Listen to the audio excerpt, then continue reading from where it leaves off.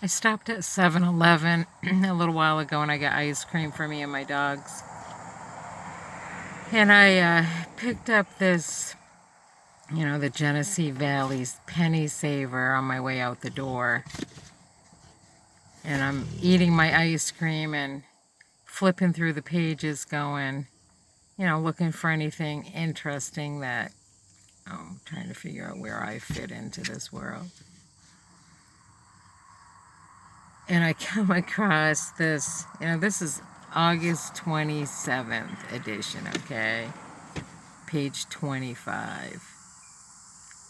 And I see this ad for Livingston County. I got a problem with Livingston County. They destroyed my life, okay? They destroyed my kids' lives. They're working on destroying my grandkids' lives. Like they've had a hard-on for me since the day I was brought here, okay? You're not going to find, if you ever find my military paperwork, I doubt there's a copy of it anywhere after they destroyed it. But if you did find it, there's nowhere on a dream sheet that I wanted to come to New York, okay? Definitely not. I had no dreams of coming to Livingston County, New York. All right? And I'm certainly not living the dream, the American dream, by any means. So they get this ad in here, Livingston County, New York. We're looking for our next Director of Human Resources, competitive salary, full benefit package, training and professional development support. Come join our award-winning progressive county government organization in the beautiful Genesee River Valley of Western Finger Lakes region of upstate New York. That little grunting in the background, that's my dog. He's taking his afternoon nap. So I'm sitting there going, what? Who changed everything? Like, who changed everything? This never would have been allowed in a previous day to even be sitting in a local newspaper, okay? Somebody, in their infinite wisdom, maybe it was the advent of the computer age that fucked everybody up, but even if, the computer age, there's certain things the structure of things you cannot change. To remain a country, you cannot change the structure of the government to meet your needs, okay? You can't do it. You're going to get called up on this shit, okay? Back in the early 80s, when I was about to graduate high school, we all had to go through this career counseling where, I met with my, the school counselor, and I talked about, career opportunities and, where do I see myself when I graduate high school and all that shit. And so we attended this class, and they were like, have you ever thought about being your own business owner? And, not everybody raised their hands, but, I'm like, yeah, me, it's one of my dreams of having my own business. And so they went into this presentation to fully explain to people the difference between employment. And they talked about the government sector, which is, there's a hardcore line between public and private employment and government employment. And so choose your employment wisely, they would say, okay? So if you're interested in owning your own business, you might want to stay on the public-private side of the world versus engaging in employment with the government. And so they went to further explain it.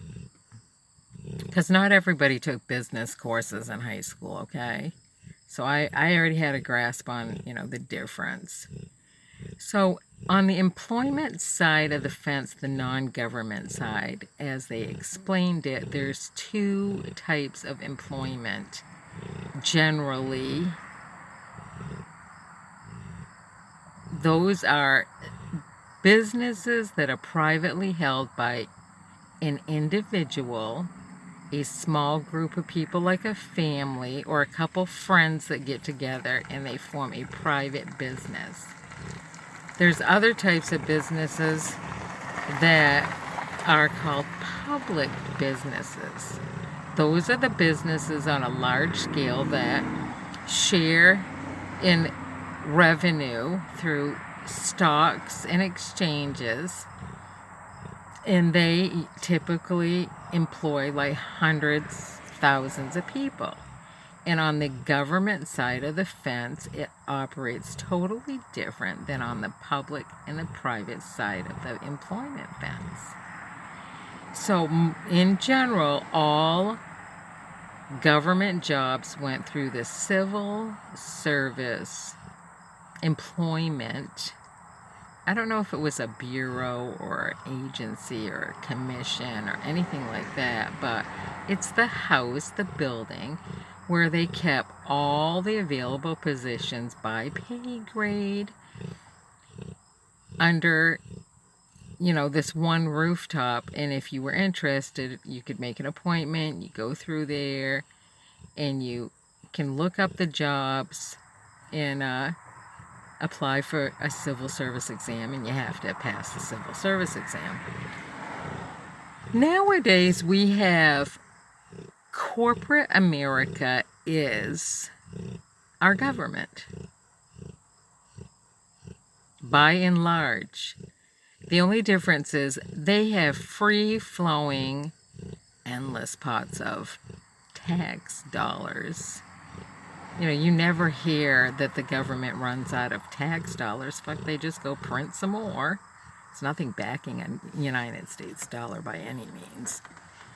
And they do whatever they want. As a matter of fact, if you look at things in the right set of lens, every one of these governments, like Livingston County, they own all the land in Livingston County, this group of employees, okay?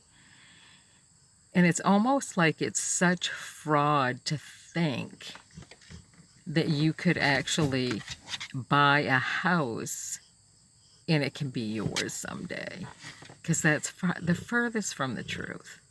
They have the right to invade your privacy.